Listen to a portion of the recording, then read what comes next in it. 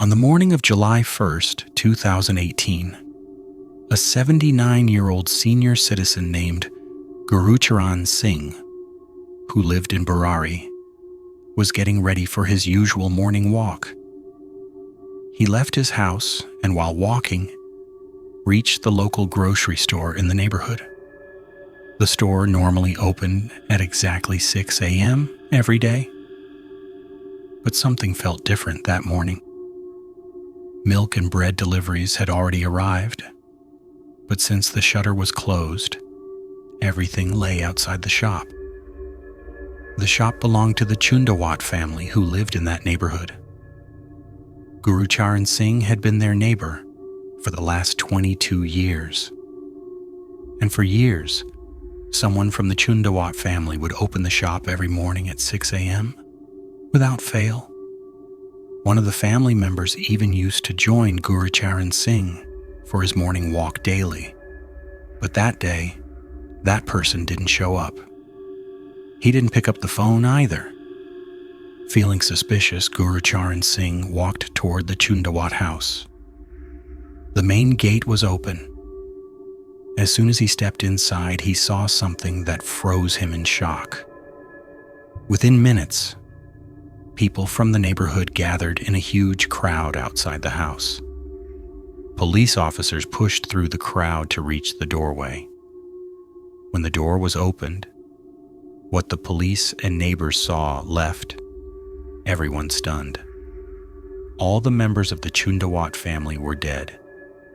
10 bodies were found hanging in the same room, in the same manner, suspended from the ceiling. Their hands and feet were tied behind their backs with wires, and their eyes were blindfolded. Apart from these 10 bodies, the eldest woman of the family was found dead in another room. Why did this happen? How did this happen? To understand the mystery, the family's background is important. The Chundawat family originally came from Rajasthan but had been living in Delhi since 1999. They ran a successful plywood business and also owned a grocery store. They were known to be a very cheerful and helpful family and never had any financial problems.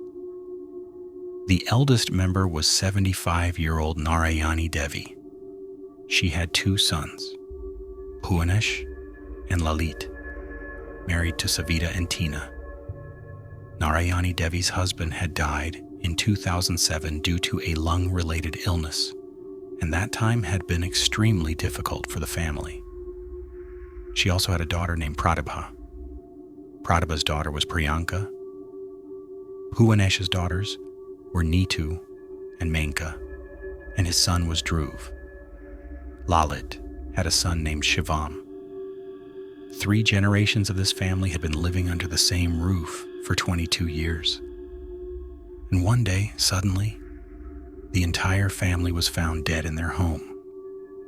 When the police searched the house, they found numerous diaries.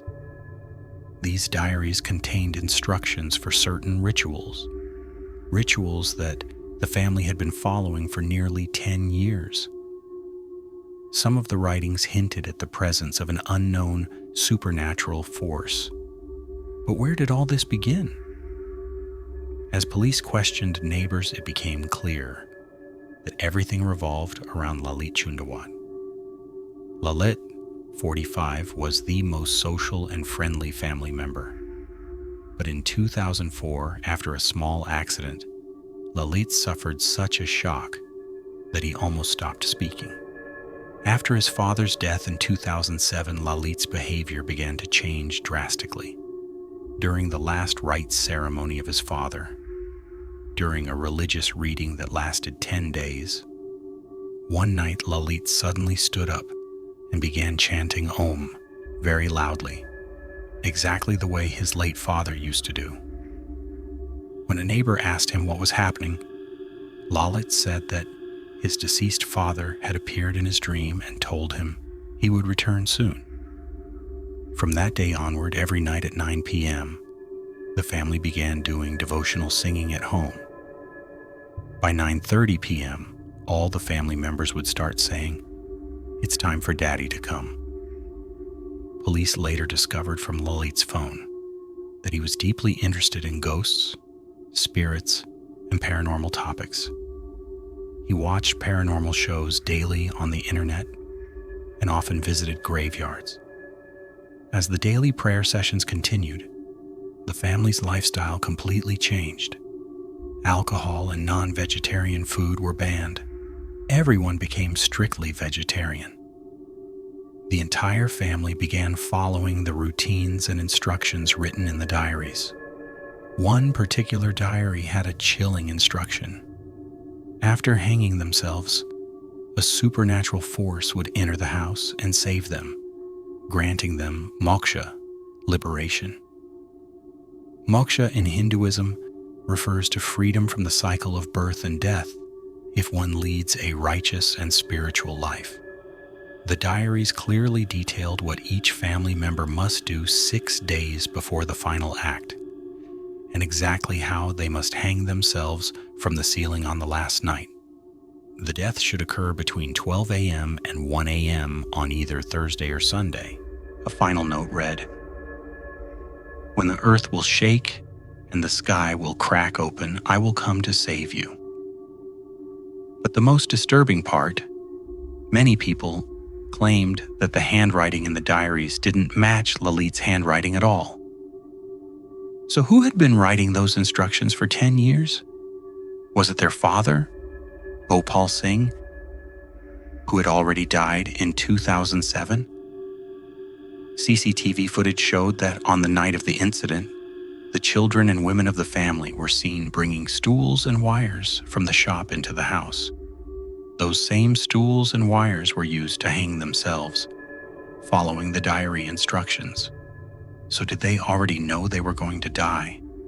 Gradually, police grew convinced that Lalit suffered from psychosis disorder, a mental illness in which a person lives in a world of delusion, detached from reality, often experiencing hallucinations.